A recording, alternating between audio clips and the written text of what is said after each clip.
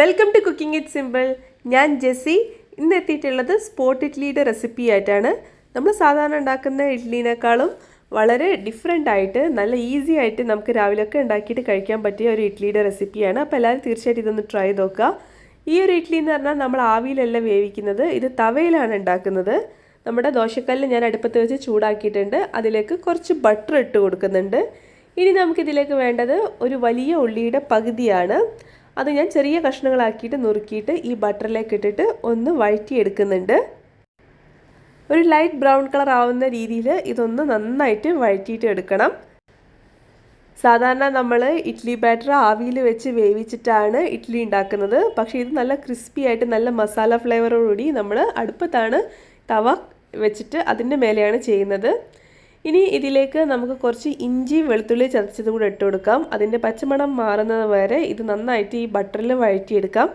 ബട്ടറിൻ്റെ taste ഇഷ്ടമില്ലാത്തവർക്ക് ഓയിലോ നെയ്യോ ഇതിന് വേണ്ടിയിട്ട് ഉപയോഗിക്കാം. ഇനി ഞാൻ ഇതിലേക്ക് ആവശ്യത്തിനുള്ള ഉപ്പ് ഇട്ട് കൊടുക്കുന്നുണ്ട്. അതുപോലെ തന്നെ നമുക്ക് ഒരു തക്കാളിയുടെ പകുതി ചെറിയ കഷ്ണങ്ങളാക്കി നുറുക്കിയിട്ട് ഇതിലേക്ക് ഇട്ട് കൊടുക്കാം. എന്നിട്ട് അതും നന്നായിട്ട് വഴറ്റിയിട്ടെടുക്കണം.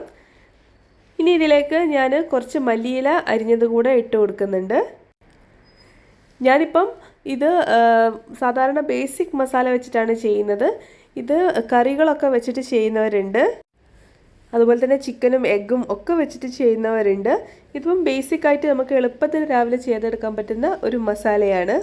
ഇനി ഞാൻ ഇതിലേക്ക് കുറച്ച് ഇഡ്ലിക്കാരം, അതായത് ഇഡ്ലിപ്പൊടി എന്ന് പറഞ്ഞിട്ട് നമ്മൾ വീട്ടിലുണ്ടാക്കുന്നതോ നമ്മൾ പുറത്തുനിന്ന് വാങ്ങിക്കുന്നതാണെങ്കിലൊന്നും കുഴപ്പമില്ല, അത് ഇതിലേക്ക് ഇട്ട് കൊടുക്കാം.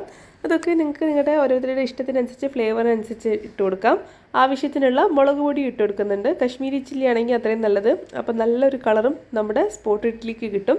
ഇതുകൂടെ ഇട്ടിട്ട് ഇതിൻ്റെ പച്ചമണം മാറുന്നത് വരെ നമുക്കൊന്ന് ഈ ബട്ടറിൽ വഴറ്റിയിട്ടെടുക്കാം. ഇത് നന്നായിട്ട് വഴറ്റി കഴിഞ്ഞാൽ നമുക്ക് ഈ ഒരു മസാല ഉണ്ടല്ലോ, ഈ ഒരു മസാലേനെ മൂന്നായിട്ട് ഡിവൈഡ് ചെയ്യാം. മൂന്നായിട്ട് ഡിവൈഡ് ചെയ്തിട്ട് നമ്മുടെ തവയിലെ മേലെ ഇതുപോലെ സെപ്പറേറ്റ് ആക്കിയിട്ട് വെക്കണം. ഞാനിപ്പോൾ 3 സ്പോട്ട് ഇഡ്ലിയാണ് ചെയ്യുന്നത്. നിങ്ങൾക്ക് കുഞ്ഞു കുഞ്ഞു ഇഡ്ലിയെ വേണമെന്നുണ്ടെങ്കിൽ നിങ്ങൾക്ക് അതിനനുസരിച്ച് ഇതിനെ ഡിവൈഡ് ചെയ്യാം. അതല്ല ഒരുപാട് വേണമെന്നുണ്ടെങ്കിൽ കുറേ അധികം മസാല ആക്കിയിട്ട് മസാല കുറച്ച് മാറ്റി വെച്ചിട്ട് ബാക്കി ഇങ്ങനെ ഓരോ സെറ്റ് ആക്കിയിട്ട് ചുട്ടെടുത്താൽ മതി.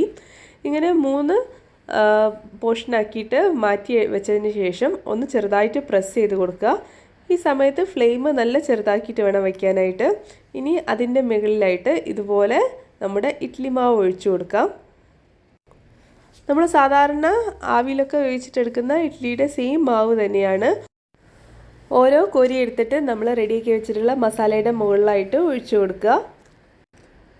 നിങ്ങൾക്ക് മസാലയ്ക്ക് ഡിഫറെൻറ്റ് ഫ്ലേവേഴ്സ് വേണമെങ്കിൽ കൊടുക്കാം കേട്ടോ, അതിനൊന്നും ഒരു കുഴപ്പമില്ല. അതൊക്കെ ഓരോരുത്തർക്കും ഓരോരുത്തരുടെ ഇഷ്ടത്തിനനുസരിച്ചിട്ട് ഫ്ലേവേഴ്സിനനുസരിച്ചിട്ട് മാറ്റാം. ഞാൻ പറഞ്ഞല്ലോ ചിക്കനും ഒക്കെ വെച്ചിട്ട് ചെയ്യുന്നവരുണ്ട്. ഇത് നമ്മൾ ബേസിക് ആയിട്ടുള്ള മസാലയാണ് ഇപ്പം നമ്മൾ ചെയ്യുന്നത്.